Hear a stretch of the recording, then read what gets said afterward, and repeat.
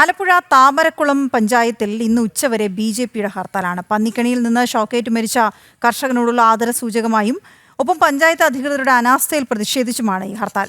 മരിച്ച കർഷകൻ ശിവൻകുട്ടിപ്പിള്ളയുടെ സംസ്കാരം ഇന്ന് നടക്കും. സുധീഷ് ഗോപാൽ ചേരുന്ന വിവരങ്ങളുമായി. സുധീഷ്, ഒരേ സമയം ആദരം സൂചകമാണ്, അതേസമയം തന്നെ അധികൃതർ ഈ വിഷയത്തിൽ സ്വീകരിച്ചിട്ടുള്ള നടപടികളിൽ കടുത്ത പ്രതിഷേധവുമുണ്ട് നാട്ടുകാർക്ക്. വിവരങ്ങൾ.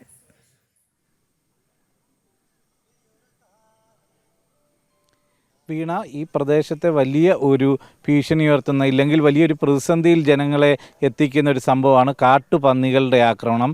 ഇതുമായി ബന്ധപ്പെട്ട് നിരന്തരം ഇവിടുത്തെ കർഷകരെല്ലാം തന്നെ ആവശ്യപ്പെടുന്നതാണ് ഇതിനൊരു ശാശ്വത പരിഹാരം ഉണ്ടാവണം. പ്രത്യേകിച്ചും 2018 മഹാപ്രളയത്തിന് ശേഷം കാട്ടുപന്നികളുടെ ശല്യം അതിരൂക്ഷമായിരുന്നു. ആ ഒരു പശ്ചാത്തലത്തിൽ നിൽക്കുമ്പോഴാണ് കർഷകൻ ഇത്തരത്തിൽ അനുമതി ഇല്ലാതെ എടുത്ത ഒരു പന്നിക്കെണിയിൽ നിന്ന് ഷോക്കേറ്റ് ശിവൻകുട്ടിപ്പിള്ള എന്ന കർഷകൻ മരിക്കാനിടയാവുന്നു. ഇദ്ദേഹത്തെ സംബന്ധിച്ചിടത്തോളം വിദേശത്ത് ജോലി ഉണ്ടായിരുന്നതാണ്. ഭാര്യ അരയ്ക്ക് താഴോട്ട് തളർന്ന് കിടപ്പായതോടെയാണ് വിദേശത്തെ ജോലിയെല്ലാം ഉപേക്ഷിച്ച് നാട്ടിൽ വന്നത്.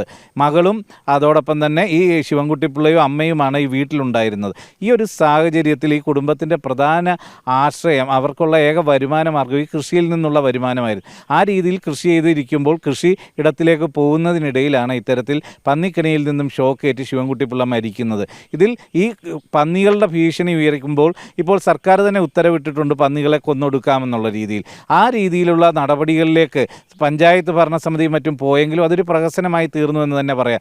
അല്പം മുമ്പ് ഈ വാർഡ് മെമ്പർ ദീപ തന്നെ നമ്മളോട് സൂചിപ്പിച്ചത് 17 വാർഡുകളുള്ള ഈ പഞ്ചായത്ത് എല്ലാ മേഖലയിലും പന്നികളുടെ ശല്യമുണ്ട്. 16 പന്നികളെ മാത്രമാണ് ഇതുവരെ കൊന്നൊടുക്കാൻ സാധിച്ചിട്ടുള്ളത്. ഈ ഒരു സാഹചര്യത്തിൽ കോൺഗ്രസ് നേതാവ് കൂടിയായ ജോൺസൺ ആണ് ഇത്തരത്തിൽ അനധികൃതമായ പന്നിക്കണി ഒരുക്കിയത്. അതിൽ നിന്ന് ഷോക്കേറ്റാണ് മരിച്ചത്.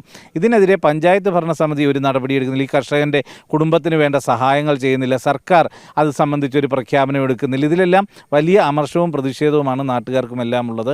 ആ ഒരു സാഹചര്യത്തിൽ തന്നെയാണ് BJP ഇന്ന് ആദരസൂചകമായി നടത്തുന്ന ഹർത്താലിനോടൊപ്പം പഞ്ചായത്ത് ഭരണസമിതിക്കും സർക്കാരിൻ്റെ ഇതിനെ മറ്റും പ്രതിരോധിക്കുന്ന നടപടിക്കുമെല്ലാം ഉള്ള വീഴ്ചകളോടുള്ള ഒരു പ്രതിഷേധം കൂടി അറിയിക്കുന്നത്. ഇപ്പോൾ നേരത്തെ നമ്മളോട് ചേർന്ന പഞ്ചായത്ത് മെമ്പർ വീണ്ടും ചേരുകയാണ്. ഇപ്പോഴത്തെ ഈ ഒരു സാഹചര്യത്തിൽ എന്താണ് സർക്കാരിൽ നിന്നുമെല്ലാം ഈ കുടുംബം പ്രതീക്ഷിക്കുന്നത്? ഈ നിർധന കർഷക കുടുംബത്തിൻ്റെ ഏക ആശ്രയമായിരുന്നു ഈ മരിച്ച വ്യക്തി. ഈ ഒരു കോൺഗ്രസ് പ്രവർത്തകനാണ് ഈ കെണി ഒരുക്കിയത്. അത് പഞ്ചായത്ത് പ്രസിഡൻ്റിൻ്റെ ഒറ്റ സുഹൃത്താണ് അദ്ദേഹം. അപ്പം അദ്ദേഹത്തിൻ്റെ അറിവോടുകൂടി ആയിരിക്കാം ഈ കെണി ഒരുക്കിയതെന്നാണ് നമ്മൾ വിചാരിക്കുന്നത്. ഈ സമയം വരെയും ഒരു വേണ്ടപ്പെട്ട അധികാരികളുടെ ഭാഗത്തു നിന്നും ഈ നിർധന കുടുംബത്തിന് സഹായം ഏകുന്ന രീതിയിൽ ഒരു വാർത്തയും പുറത്തു വന്നിട്ടില്ല. നമ്മളിവിടെ BJP ശക്തമായിട്ട് പറയുന്നത്, ഒരു വാർഡ് മെമ്പർ എന്ന രീതിയിൽ ഞാൻ ഈ കുടുംബത്തോടൊപ്പം നിൽക്കുന്നു. നമ്മൾ ശക്തമായിട്ട് പറയുന്നത് ഈ നിർധന കുടുംബത്തിനെ സഹായിക്കണം. ഈ കുടുംബത്തിലെ രംഗത്തിന് സർക്കാർ ജോലി നൽകിയേ മതിയാവൂ. അതിന് ഏതറ്റം വരെ സമരത്തിന് പോകാനും BJP തയ്യാറാണ്.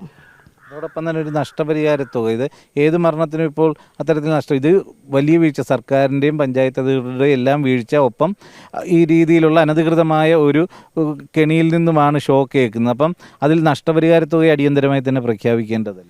അടിയന്തരമായി 25 ലക്ഷം രൂപ നഷ്ടപരിഹാരം നൽകണമെന്നാണ് BJP ആവശ്യപ്പെട്ടിരിക്കുന്നത്. കാരണം ഈ കുടുംബത്തിൻ്റെ അവസ്ഥ, എഴഞ്ഞു നടക്കുന്ന ഒരു ഭാര്യ അദ്ദേഹത്തിനുള്ളത്.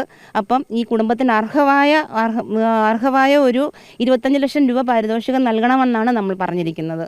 ആ തുക നഷ്ടപരിഹാരം നൽകുന്നതോടൊപ്പം ഈ ഇവിടുത്തെ കർഷകരെല്ലാം തന്നെ വലിയ പ്രതിസന്ധിയിലാണ്. അതിനുള്ള ഒരു പരിഹാരം, ശാശ്വതമായ ഒരു പരിഹാരം കൂടി കണ്ടെത്തേണ്ടതില്ലേ? തീർച്ചയായിട്ടും പഞ്ചായത്ത് അധിക ഫണ്ട് വെച്ചുകൊണ്ട്, അധിക പദ്ധതി പണം വെച്ചുകൊണ്ട് ഈ കാരണം കർഷകർ ഏറ്റവും കൂടുതലുള്ളൊരു മേഖലയാണ്.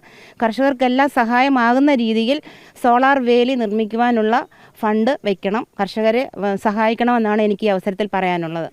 ഇതുതന്നെയാണ് ഈ പ്രദേശവാസികളുടെയും എല്ലാം തന്നെ വികാരം. ഈ സാഹചര്യത്തിൽ തന്നെ എടുത്തു പറയേണ്ടത്, ഇവിടെ ഏറ്റവും കൂടുതൽ ഇടവിള കൃഷി, വാഴയായാലും ചേന, ചേമ്പ്, അത്തരം കൃഷി ഏറ്റവും കൂടുതൽ നടക്കുന്ന താമരക്കുളം ചന്ത തന്നെ വളരെ പ്രശസ്തമാണ്. അപ്പം ആ മേഖലയെ സംരക്ഷിക്കേണ്ടതും സർക്കാരിൻ്റെ ഉത്തരവാദിത്തമാണ്. അതിൽ നിന്നും സർക്കാരിന് ഒഴിഞ്ഞു മാറാൻ കഴിയില്ല. ഇതേ സാഹചര്യത്തിൽ തന്നെ ഫോറസ്റ്റിൻ്റെ തന്നെ വളരെ ദയനീയമായ ഒരവസ്ഥ. ഈ പന്നികളെ കൊല്ലാൻ ഷൂട്ടർമാരെ കൊണ്ടുവന്ന് കൊല്ലിച്ചാൽ അവർക്ക് കൊടുക്കാനുള്ള തുക അത് നൽകാൻ പോലും ഫോറസ്റ്റിൻ്റെയിൽ, വനം വകുപ്പിൻ്റെയിൽ ഇപ്പം പണമില്ല എന്നുള്ള ഒരു ദുരവസ്ഥ കൂടി നിൽക്കുകയാണ്. ഇത് വലിയ ഒരു വിഷയമായി ചർച്ചയാവേണ്ടതാണ്. ഇതിന് പരിഹാരം കാണാൻ അടിയന്തരമായി സർക്കാർ സംവിധാനങ്ങൾ ഉണരണം. മന്ത്രി തന്നെ, വനം മന്ത്രിയായാലും മറ്റ് വകുപ്പുകൾ, കൃഷിമന്ത്രിയായാലും എല്ലാം ഇതിൽ കർശനമായി ഇടപെട്ടുകൊണ്ട് മുന്നോട്ട് പോകണമെന്ന ആവശ്യം തന്നെയാണ് ഉയരുന്നതും. വീണ.